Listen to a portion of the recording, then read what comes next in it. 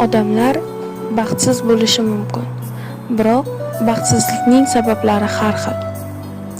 Abdurauf Fitrat baxtsiz odamlarni ikki toifaga ajratadi.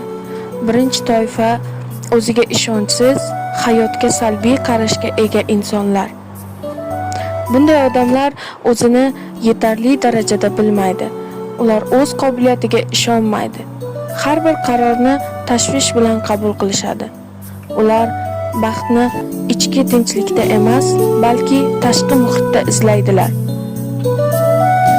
Ikkinchi inson tashqi omillarga bog'langan baxtdir. Ular o'z baxtini boshqalardan kutishadi. Agar jamiyat, oilasi yoki do'stlari ular uchun yaxshi bo'lsa, ular baxtli bo'lishadi. Ammo ular o'z ichki dunyosiga e'tibor bermaydilar.